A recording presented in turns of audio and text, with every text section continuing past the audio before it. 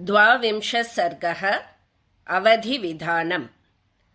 सीताया वचनं श्रुत्वा परुषं राक्षसाधिपः प्रत्युवाच ततः सीतां विप्रियं प्रियदर्शनां। यथा यथा सान्त्वयिता वश्यस्त्रीणां तथा तथा, यथा यथा प्रियं वक्ता परिभूतस्तथा तथा, सन्नियच्छति मे क्रोधं त्वयि कामः समुत्थितः। द्रवतो मार्गमासाद्य हयानिव सुसारथिः। वामः कामो मनुष्याणां यस्मिन् किल निबध्यते, जने तस्मिन् स्त्वनुक्रोशः स्नेहश्च किल जायते। एतस्मात् कारणान्न त्वां घातयामि वरानने, वधार्हामवमानार्हां मिथ्या प्रव्रजिते रतां। परुषाणीह वाक्यानि यानि यानि प्रब्रवीषि मां, तेषु तेषु वधो युक्तः तव मैथिलीदारुणः। एवमुक्त्वा तु वैदेहीं रावणो राक्षसाधिपः क्रोधसंरम्भसंयुक्तः सीतामुत्तरमब्रवीत्।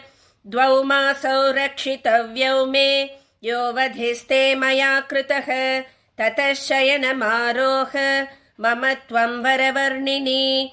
ऊर्ध्वं द्वाभ्यां तु मासाभ्यां भर्तारं मामनिच्छतीं, मम त्वां प्रातराशार्थम् आरभन्ते महानसे।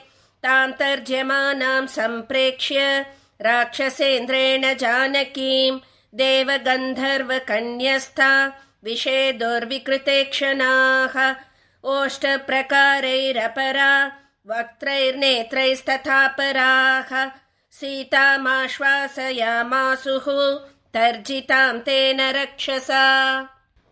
ताभिराश्वासिता सीता रावणं राक्षसाधिपम्, उवाचात्महितं वाक्यं वृत्तसौण्डीर्यगर्वितं। नूनं न ते जनः कश्चित् अस्ति निःश्रेयसे स्थितः, निवारयति नो यो न त्वां कर्मणोऽस्मात् विगर्हितात्। मां हि धर्मात्मनः पत्नीं शचीमिव शचीपतेः, त्वदन्यस्त्रिषु लोकेषु प्रार्थयेन्मनसापि कः। राक्षसाधमरामस्य भार्याममिततेजसः, उक्तवानसि यत्पापं क्व गतस्तस्य मोक्ष्यसे। यथा तृप्तश्च मातङ्गः शशश्च सहितो वने, तथा द्विरदवत् रामः त्वं नीच शशवत् स्मृतः। सत्त्वमिक्ष्वाकुनाथं वै क्षिपन्निह न लज्जसे, चक्षुषोर्विषयं तस्य न तावदुपगच्छसि।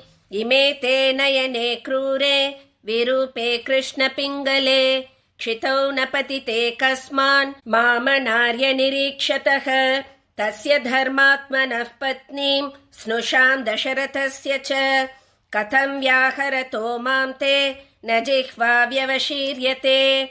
असन्देशात् तु रामस्य तपसश्चानुपालनात्, न त्वां कुर्मि दशग्रीव भस्म भस्मार्हतेजसा। नापहर्तुमहं शक्या तस्य रामस्य धीमतः, विधिस्तव वधार्ताय विहितो नात्र संशयः। शूरेण धनदभ्रात्रा बलैः समुदितेन च, अपोह्य रामं कस्माद्धि दारचौर्यं त्वया कृतं। सीताया वचनं श्रुत्वा रावणो राक्षसाधिपः विवृत्य नयने क्रूरे जानकीमन्ववैक्षत।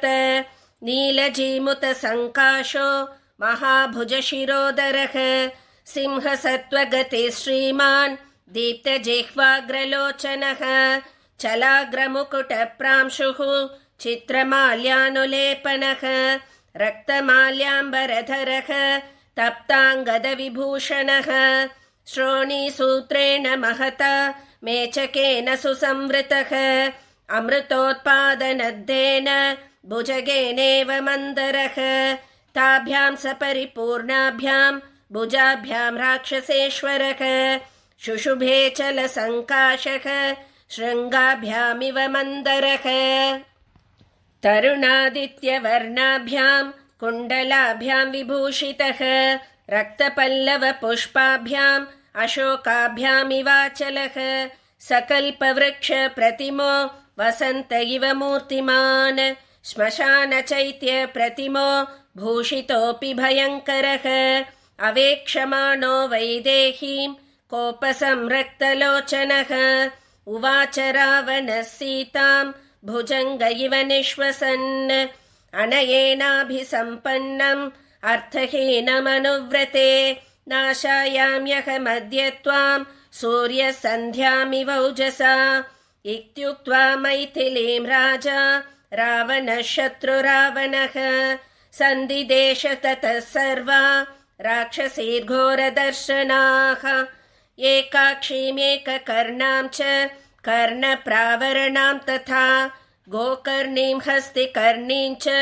लम्बकर्णीमकर्णिकाम् हस्तिपाद्यश्वपाद्यौ च गोपादीं पादचूलिकाम् एकाक्षीमेकपादीं च पृथुपादीमपादिकाम् अतिमात्रशिरोग्रीवाम् अतिमात्रकुचोदरीम् अतिमात्रास्य नेत्रान् च दीर्घजिह्वामजिह्विकाम् अनासिकां सिंहमुखीं गोमुखीं सूकरीमुखीं यथा मद्वशगा सीता क्षिप्रं भवति जानकी तथा कुरुत राक्षस्यः सर्वाः क्षिप्रं समेत्य च प्रतिलोमानुलोमैश्च सामदानादिभेदनैः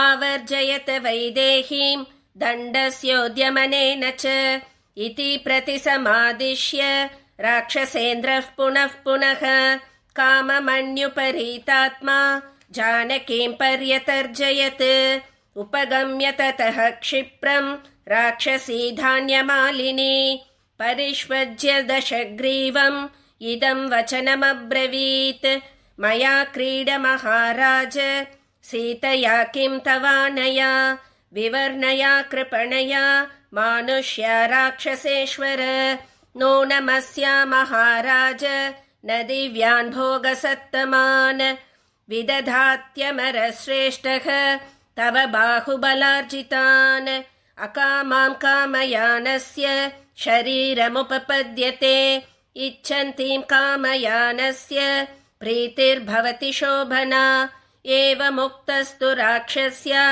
समुक्षिप्तस्ततो बली प्रहसन्मेघसङ्काशो राक्षसः सन्न्यवर्तत प्रस्थितः स दशग्रीवः कम्पयन्निव मेदिनीं ज्वलद्भास्करवर्णाभं प्रविवेश निवेशनं देवगन्धर्वकन्याश्च नागकन्याश्च सर्वतः परिवार्य दशग्रीवं विविशोस्तद्गृहोत्तमम् स मैथिलीं धर्मपरामवस्थितां